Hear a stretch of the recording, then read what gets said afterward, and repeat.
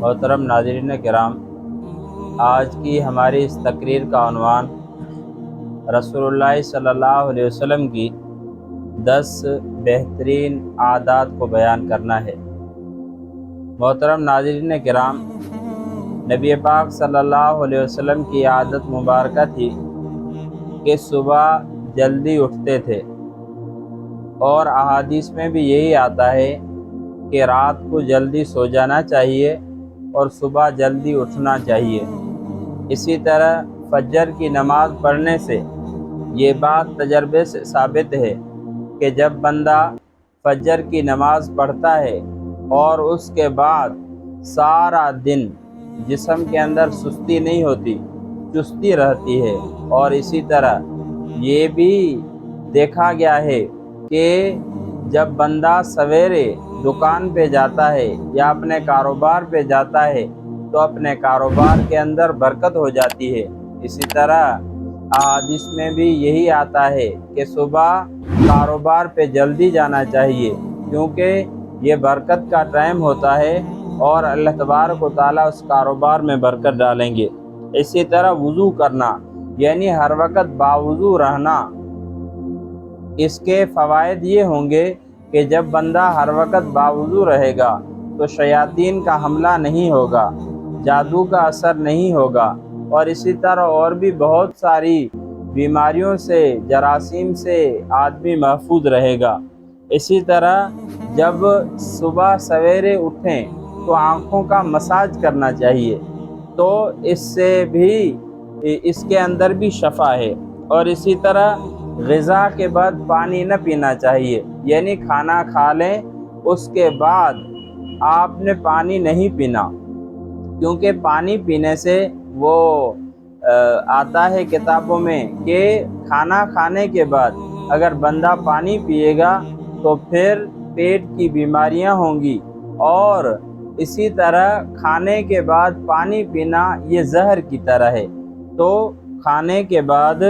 پانی نہ پینا چاہیے۔ اور اسی طرح کھانے سے پہلے پھل وغیرہ کھانا، یہ بھی رسول اللہ صلی اللہ علیہ وسلم کی ایک سنت ہے۔ اور اسی طرح بستر پر کچھ دیر بیٹھے رہنا، یہ بھی سنت ہے۔ مثال کے طور پہ آپ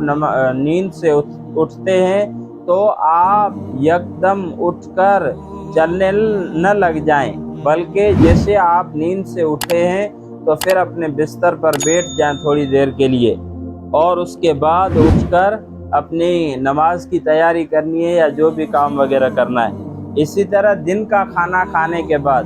قیلولہ کرنا، آپ کو نیند آئے یا نہ آئے، قیلولہ کرنا یہ بھی رسول اللہ صلی اللہ علیہ وسلم کی سنت ہے۔ اور میں نے یہ پہلے بیان کیا تھا کہ رات کو جلدی میں سونا چاہیے۔ اسی طرح مسواک کرنا، یہ بھی رسول اللہ صلی اللہ علیہ وسلم کی سنت ہے، اور نبی علیہ الصلوۃ والسلام مسواک کو بہت پسند فرماتے تھے۔ ایک روایت میں یوں آتا ہے کہ مسواک، اس کے ذریعے سے آپ کے منہ کی صفائی ہوتی ہے اور اللہ تبارک و تعالیٰ کا رضامندہ نصیب ہوتا ہے۔ اسی طرح ایک روایت میں یہ آتا ہے کہ مرنے کے وقت کلمہ نصیب ہوگا جو بندہ مسواک کرتا ہے۔ اور ویسے بھی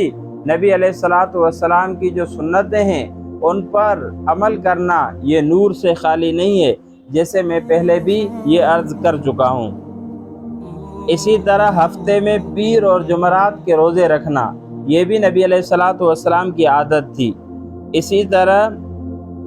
نبی علیہ الصلوۃ والسلام کے یہ تمام معمولات تھے، اور ہمیں بھی، ہم کیونکہ نبی علیہ الصلوۃ والسلام کے امتی ہیں اور ہم اپنے آپ کو نبی پاک صلی اللہ علیہ وسلم کے عاشق کہلاتے ہیں، اور ہم یہ بھی دعویٰ کرتے ہیں کہ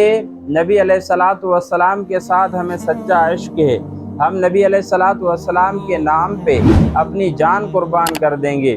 یہ عشق، اس چیز کا بھی نام عشق ہے، لیکن اصل عشق کیا ہے؟ اصل عشق تو معشوق کی، اصل عشق تو محبوب کی پیروی کرنے میں ہے، یعنی جس طرح میرا محبوب چلتا تھا میں اس طرح چلوں، جس طرح میرا محبوب کھانا کھاتا ہے میں اس طرح کھانا کھاؤں، میرا محبوب جس طرح لباس پہنتا تھا میں بھی اس طرح لباس پہنوں، میرے محبوب کی جس طرح لوگوں کے ساتھ اٹھنا بیٹھنا تھا، لوگوں کے ساتھ ملاقات تھی، لوگوں سے رخصت ہونا تھا، اپنے بیوی بچوں کے ساتھ ملنا تھا، اسی طرح عام معاشرت میں کس طرح کی میرے محبوب کی، میری معشوق کی کس طرح کی چال چلن ہے، میں بھی وہی اپناؤں۔ اگر اس طرح ہم اپنائیں تو پھر ہم سچے عاشق ہیں۔ باقی دعوائیں کرنا، وہ کہتے ہیں نا کہ محبت کے رہنے کی جگہ دل ہے، محبت کے رہنے کی جگہ زبان نہیں ہے۔ زبان سے بندہ دعوائیں بہت ساری کر لیتا ہے، لیکن جو چیز آپ کے دل میں ہے وہ باہر نکلتی ہے، تب جا کے وہ دل والی چیز ہی اثر کرتی ہے۔ کہتے ہیں نا کہ بیان جو دل سے نکلتا ہے وہ دل پہ اثر کرتا ہے، جب وہ دل پہ اثر کرتا ہے تب زندگی کے اندر ایک تبدیلی آ جاتی ہے۔ تو ہمیں نبی علیہ الصلوۃ والسلام کی تمام سنتوں پر عمل کرنا چاہیے، اور نبی علیہ الصلوۃ والسلام نے جن جن چیزوں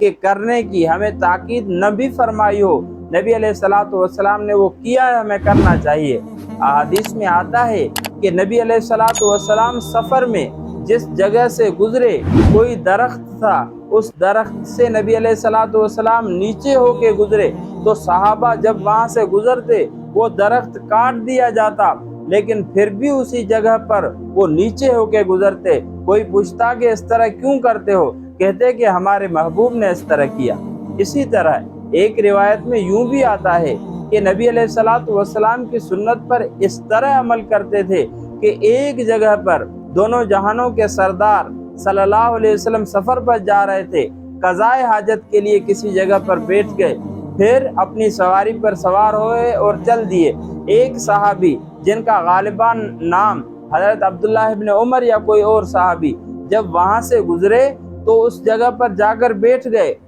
کوئی قضائے حاجت نہیں کی، ویسے ہی وہاں تھوڑی دیر کے لیے بیٹھے، اپنی سواری پر سوار ہوئے اور چل دیے۔ لوگوں نے پوچھا کہ یہ آپ نے کیوں کیا، تو کہنے لگے کہ یہ وہی جگہ ہے جس پر میں نے دونوں جہانوں کے سردار حضرت محمد الرسول اللہ صلی اللہ علیہ وسلم کو دیکھا تھا کہ وہ یہاں قضائے حاجت کے لیے بیٹھے تھے۔ مجھے قضائے حاجت کی ضرورت نہیں تھی، لیکن پھر بھی میں نے اس سنت کو ادا کرنے کے لیے یوں کیا ہے۔ تو محبت اس چیز کا نام ہے، جب محبت دل کے اندر آ جاتی ہے تو پھر ہر چیز کرنا آسان ہو جاتی ہے۔ اللہ تبارک و تعالیٰ سے دعا ہے کہ اللہ رب العزت ہمیں رسول اللہ صلی اللہ علیہ وسلم کی تمام سنن پر عمل کرنے کی توفیق نصیب فرمائے۔ وآخر دعوانا